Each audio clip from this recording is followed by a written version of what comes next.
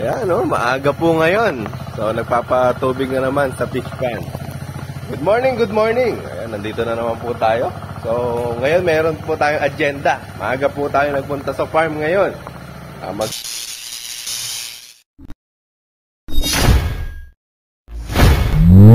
Magse 7 o'clock na. Tanghali na pala. So, kasama ko ngayon si Sir Jeff at saka si Sir Clarence. So, magkakaroon po kami ng activity na soil testing. Kukuha po kami ng sample doon sa isang lugar po natin sa Alonso. So, samahan niyo po kami para kumuha ng soil sample natin sa 7 hektarya na bukid natin. So, paalis na po kami. Pupunta na po tayo sa bukid. Ito Engkit, kay ko na lang. Alam niyo na gawin niya. Magpapataba ka at saka spray na. Pero pag magpapataba kayo, kailangan kompleto tubig. Baka hindi ko pwede nito yung lupa. Oo, tama. Alam niyo naman pala. Kaya nga. So, gano'n na lang. Pala. Kasi pala dito. Ano pa kailangan? Yung styrofoam nandiyan na? Tsaka 2 bakanting sako. Kaya mo bang magpala? Kaya ba? Sige. Tapos dito na lang. Hindi ka panjama. Dito na lang natin na Okay na? Sige. Baka may nakalimutan ka pa. Nandiyan na yung cellphone mo. Alam mo na mong ilagay SIM. Sige, tara na. Saan kayo? Kaya mo dyan. Oo. Ayan, papunta na po kami ngayon sa Alonsong Bukid. Kasama namin si Abby. Sige. Saklat niya ako. Dala. May iwanan. Saklat mo.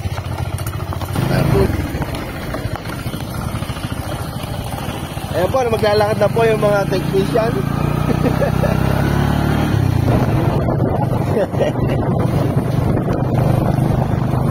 Ayan, papunta na po ulit tayo sa bukid. Ngayon lang po ulit tayo na libot after 2 weeks. Accident. Motor pa. Kala ko hindi na saan ba yung isang daan pa? Alam mo naman yung daan na papunta doon? Yung hindi sira. Sira dito ba yan? Ayaw. Oo. Dito sa kabila. Sige. Hindi pa yata na pupunta. Oo. Sa bukid ko natin. Oo. Hindi pa na. Kaya hindi mo alam yung daan. Sabi ni Kuya Engkit, hindi nga daw kaya nung dapat nga pick up yung dadalhin ko. Hindi raw kaya itong bagong suro.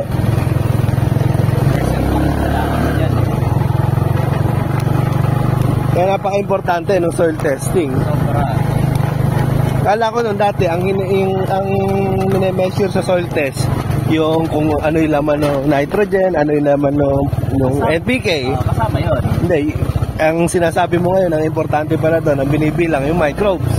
Hindi, kasama yung tinitignan yung microbes. Kasama din. Titignan mo na, depende sa soil test yun. Oo. Kumbaga, kasama na yung, hindi lang yung mga nutrients na kasama din yung microbes. Oo. Titignan mo, baka wala namang microbe lupa mo. Oo. Walang kakain o papakain mong... Nagtataka ka, bakit hindi gumaganda yung halaman? Kasi patay na pala yung population ng microbes mo. Oo, kasi sila yung nag-absorb ng pataba na dapat kakainin ng palay. Kahit meron kang atmospheric nitrogen, alam mo, umulan or diba, madami namang nitrogen talaga sa environment. Kahit umulan, tapos patay na pala yung mga microbes sa lupa mo na magpipix, walang magpipix. Oo. Diba? Kasi lagi nga ini-spray ng mga pesticides. Kaya napaka-importante na makita mo din yung population talaga. Yung population ng microbes. Yan. Maganda naman daan dito pala. O nasuro na to. Medyo maganda. Naglagay sila ng munggo? Oo nga, ano?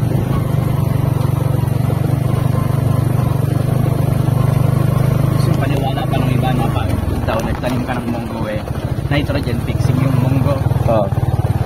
Actually, hindi nitrogen fixing yung munggo. Ano ba ang dapat? Host plant, hindi. Host plant siya. Yung nitrogen fixing bacteria. Binabahayan siya. Binabahayan ng mga microbes. Oo, yung ugat. Kaya, So yung talagang nagpipix sa nitrogen, yung microbes na yung bacteria. yung bacteria na pumupunta doon sa munggo na pinipix yung nitrogen. Mahalaga ang role ng mga legumes. Oo. Kasi sila yung nagiging bahay. Yung ugat na lang. So hindi pala yung mismong munggo, yung bacteria pala. Galing So mahalaga lang yung role na ginagampanan nila. Dami mong natututunan na. Ay, syempre, galing yung mentor ko, Dr. Mason. Pag soil science na nga din. Oo.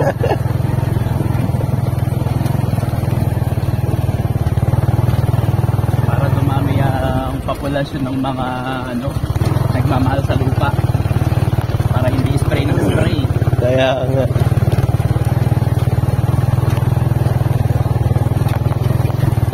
Yan po ang ating soon to be agriculturist. Sir Clarence. Soil scientist pala. Yan, pupunta pa pong Japan yan. Magja-Japayuki. Ay, hindi pala. Mag-experiment ng soils. Yan, so nandito na po tayo. Ikaw muna ang bumaba. Ay, naku, mahirap gumalaw ang mga matataba. Ay. So, ito po yung kabukiran po natin. So, ito yung one, Clarence.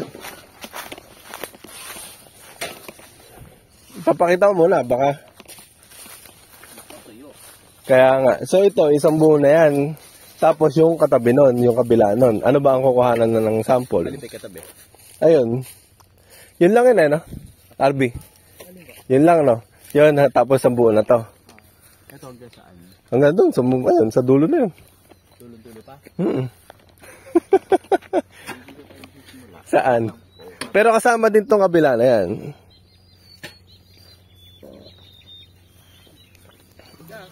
Kaya nga. Gitna. Prismatic. Ha? Prismatic? Ano ba prismatic? Tulungan mo kami pala. Ha? Ito hindi po sutabag sa rice. Para ikaw artista ko ngayon. Makapagbala ka ba? Kayang-kaya pala yun. Dali, sasabihin niya kung saan.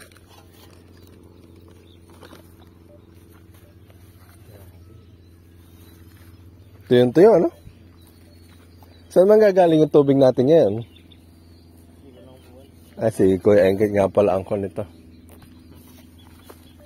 Masinukay mo na. Hindi tayo kukuha sa ilalim. Ilalim, okay pa. Hindi sumasagot si Dr. Masandat kaya.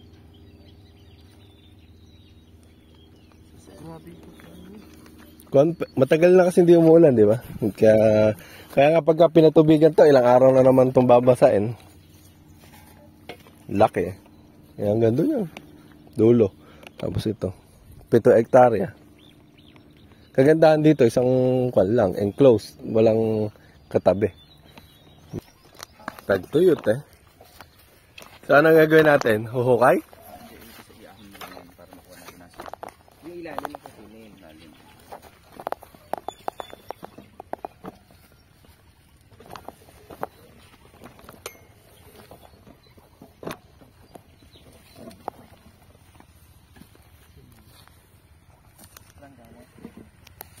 So hindi na po pala ngayon ang ginagamit, kamay na.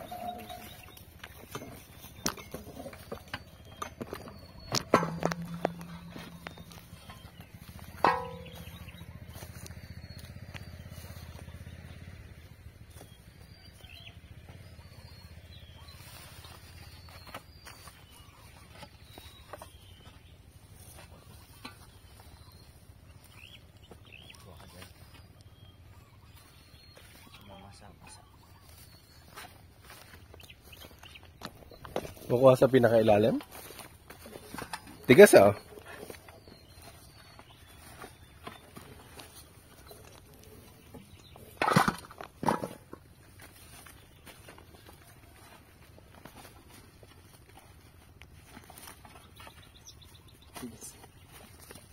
Ihian mo muna kaya, Arby.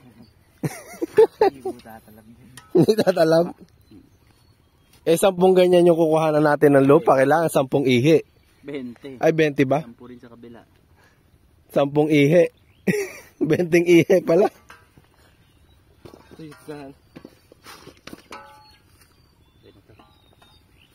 isa ko natin. Magkakasama na natin isang sako, gano'n.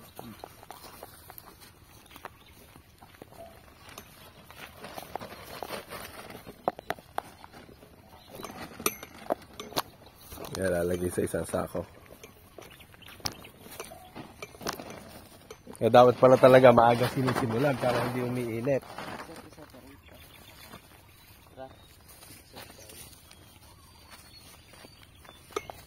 Tayo ay cameraman. Ayun sila, oh. Isang buwang hindi ginalaw to, kaya ang anihan nito nung kumpay. March 3. Tapos sinabi ko, wag ka akong sunugin yung dayami. Alam ko hindi sinunog yan. Ay, ito mas kunti. Ito yung tiyo, ano? Dapat yata, hinintay mo muna mapatubigan, eh. Para accurate. Ano na? Dalawa pa lang, 20 po yung kukuhanin natin na ganito. Grabe.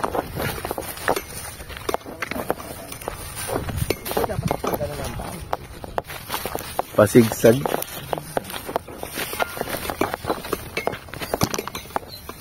Susulit pala si Arby, eh.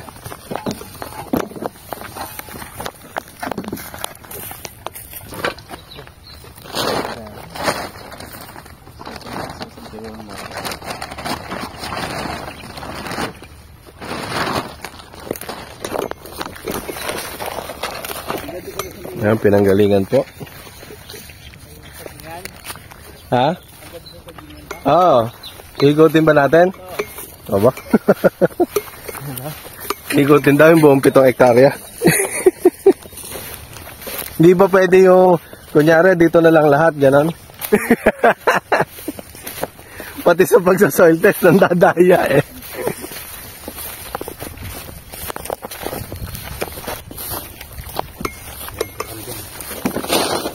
Tama, Charlie, yung Alin? concentration ng alcohol. Diba? Nag-hibernate sila, no? Hibernate. Kaya kailangan talaga, pagka ganito naka-harvest, irorota agad yung, ipaplaw agad para masiraan. Okay na to. Para masiraan agad yung alcohol. Paano ipo-flow? I-rorotohin? Hindi, yung disc plow. Disc plow. Okay, yan buhay pa. Yan, nag-hibernate lang siya, diba? Ngayon, kung right after ng pag-harvest, mababaw pa yung penetration niya. So, pwede mo, pag inano mo na siya, pag pinlaw mo na siya, masisira na yung habitat. Ayan, diba? Nag-hibernate lang. Suso. So, ibig sabihin, Golden apple snail. pag ginanon mo siya, hindi na siya dadami. Ayan ang dami.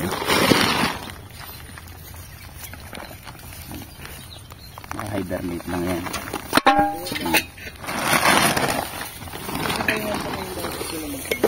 Hibernate. Para pala silang Pokemon. Who's that Pokemon?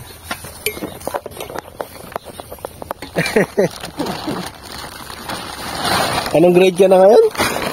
10 Grade 10, oh, ayan, oh. Charlie. Oh. Yung? Isa to sa host yan. Isang? Ayun na yung nodule.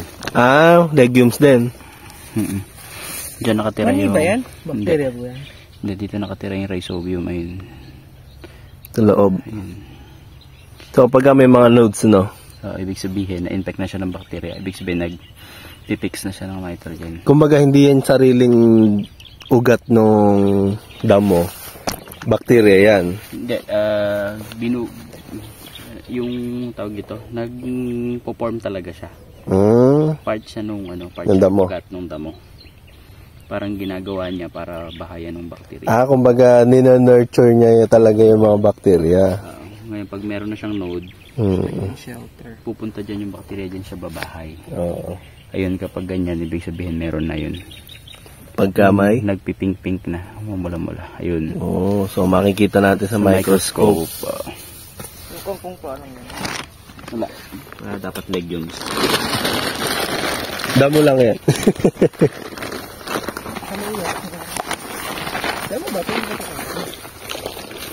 Yan pala maganda ikon mo Kailangan sa pagka magka-college ka, RD, sa CLSU, mag-agriculture ka rin. Para ikaw na scientist dito sa Panabingan.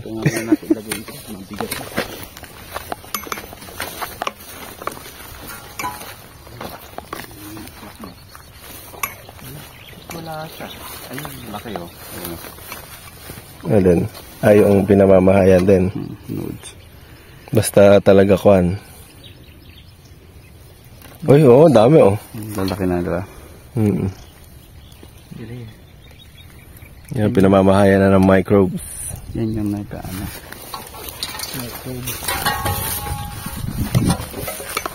Na tumutulong para pamahayan ng mga microbes. Yung microbes na yun yung nag-absorb ng mga nutrients sa lupa para ma-absorb naman ng palay na itatanim natin. Ayan po yung explanation ng mga scientists natin. Dito walang nagpapasoil test talaga.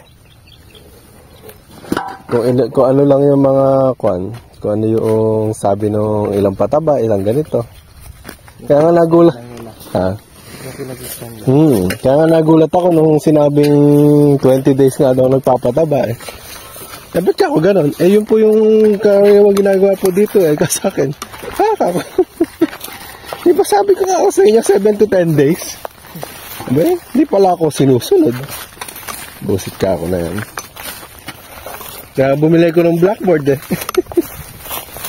Kailangan ka ako sundin yung schedule. Kuhan mo muna yung pala. Iayos mo muna. Nabali na po yung pala sa sobrang tigas ng lupa.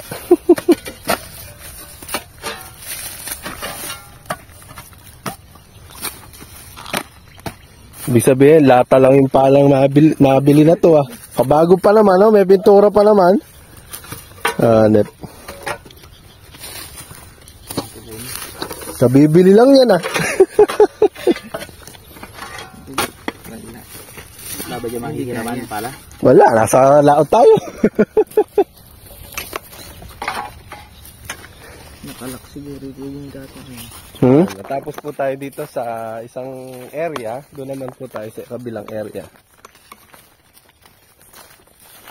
Meron po tayong tiga soil test. Meron po tayong tiga pala. Ako po, cameraman. Si Sir Jeffoy po, tiga dala ng pala. Balat sa ako. Meron po kami accessory to the crime.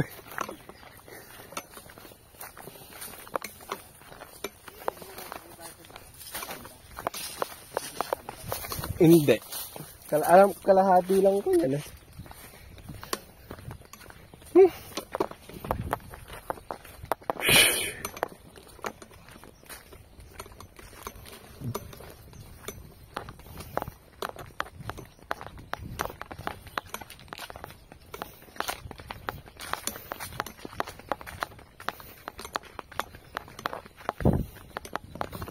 Dito, tuyo pa rin.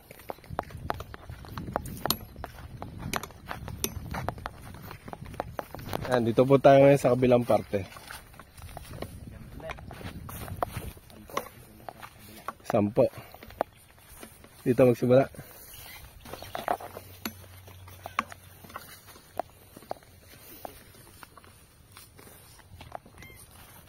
Dadalhin ko na sa motor.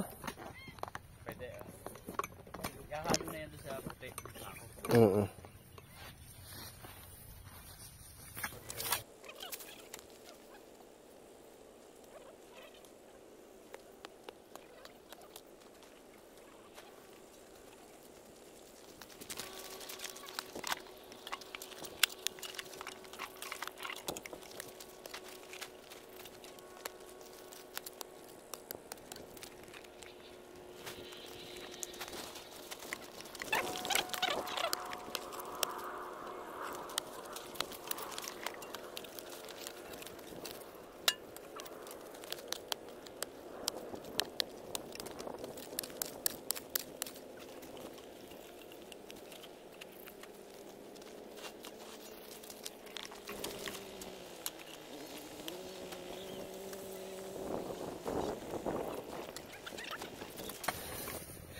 Sulit pala si Arby eh. Napapamerienda ng soft drinks to mamaya. Soft drinks lang. Milk tea dapat. Sabi, walang milk tea dito. Di pa uso milk tea dito. Pwede pala magtayo ng milk tea yan dito.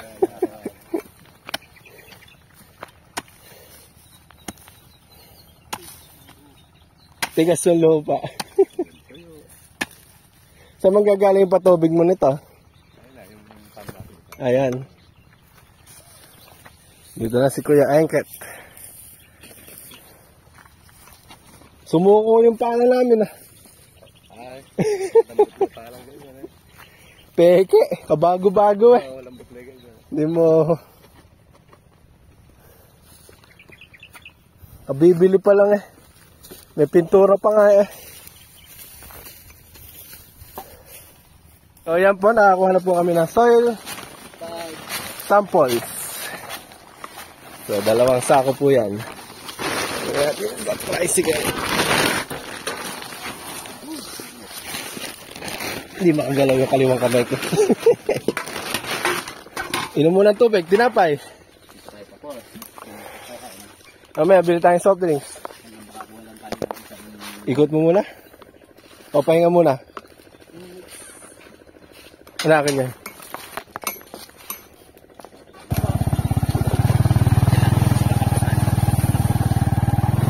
Ilalive ko yung lecture ko sa akin sa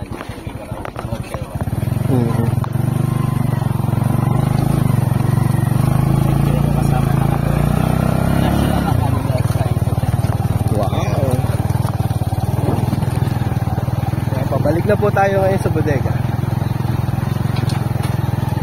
So naubusan po tayong gasolina. So stranded po tayo, magtutulak. Ayan. So dito po tayo ngayon sa 5 hektarya natin. Titingnan natin kung Siguro kami pupunta after lunch na. mukhang tumatalon tayo ah. Dito na lang ah. Papanoorin ka namin. Umilipad yung motor ni Harvey. Naku, tuyo na oh.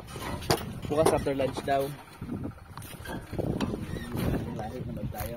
Ano mo tumatawag bukas? Eh, titingnan ko. May pasok na yata eh. Ayaw mo sa CLSU? May pasok siya. Tuyo na oh. Yung kabila doon, pinatutubigan na eh. Mukhang hindi nakakayanin ng motor ni Arvin. Doon na yung 3 hektarya eh. Eto, yung kabuuan na to, ito yung 5 hektarya. Ikot mo na, Arvin. Tinignan ko lang naman. Kasi ito papagamit yung Supremo. May available siya doon na Supremo. Paano yun? Sa land prep kamo yun, di ba? Yung spray.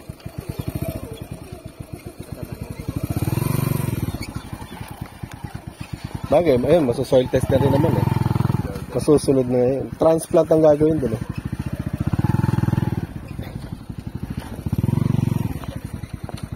Hindi nilagyan yung galid-gid. Ano yung gilid? Tama, pag Ay, dito nga pala ako. pag pinararo yun, pwede nang isabog para dumami na.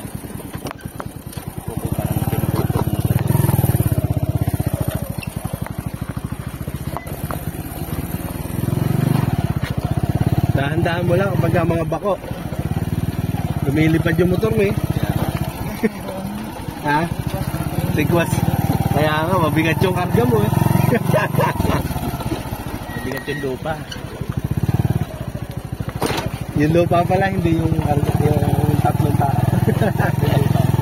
Ayun na, tuyo din eh. Talagang tuyo. Ayun, nagpapatubig na yun. Hina ng tulo, o tinan mo. Tapos babasok na ito sa O, gaihi lang ah. Kahina.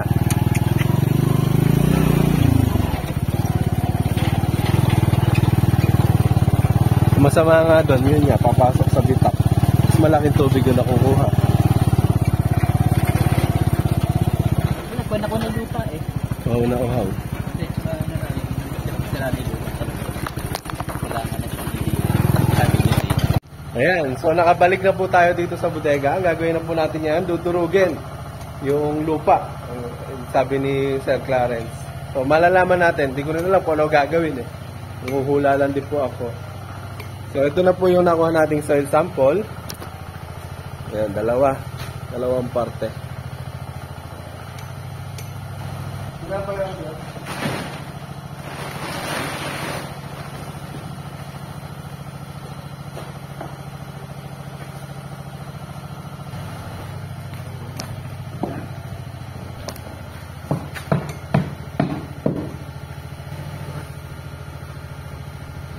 Megos lang yan, minsan. Hindi ka nadala ng mic.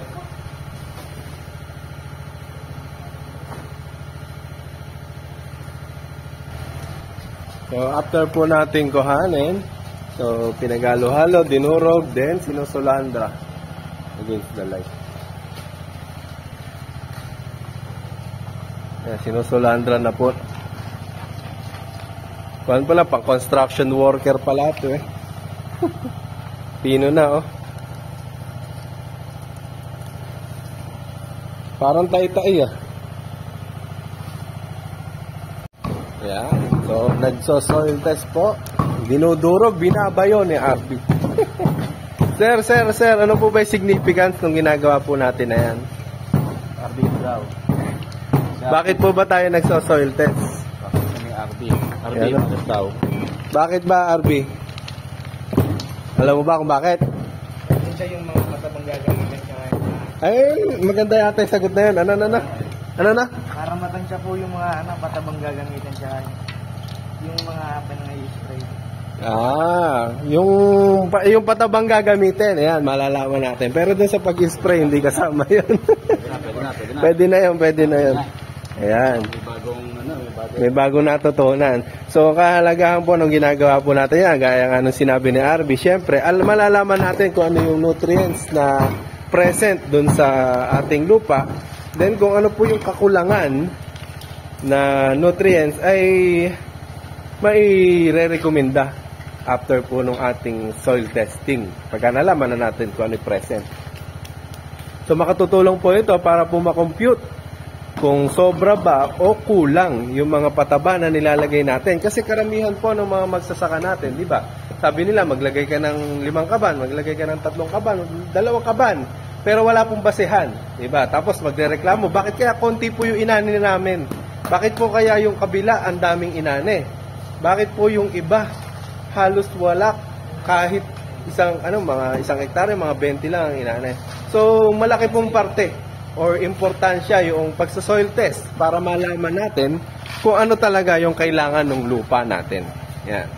So ito po yung isa lang sa mga steps na ginagawa sa pagsa-soil test. Yan, kasama natin siyempre Sir Jeffoy, Sir Clarence, ayan, at saka si RB, yung ating soon to be agriculturist. Baka soon to be farmerist. Farmerist na pala eh. Nakapangan ko si RB sa diba? Sorry. Kaya pala yan. Ay, muli. Sorry. Nilalagay na sa bote. Para dadalhin po sa laboratory sa CLSQ. Yan. Tapos di naman yung may gusto maging soil scientist, ayan po, ganyan po yung ginagawa.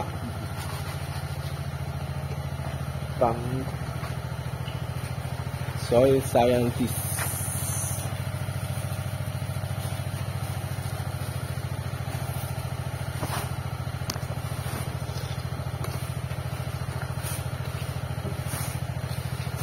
So pagka nalagay po dyan sa bote, lalagay na sa cooler, then dadali na sa laboratory.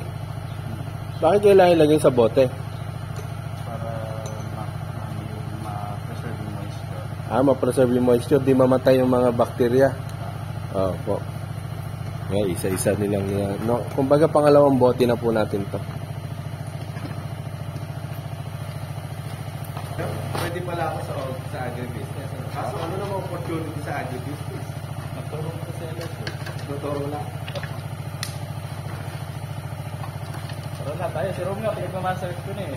Sabi ko, mag-masters ka bro ng ano, sa environmental. Pwede mo magturo sa CLSU ng once a week. Dapat yun. Full time yata dun. Kaya,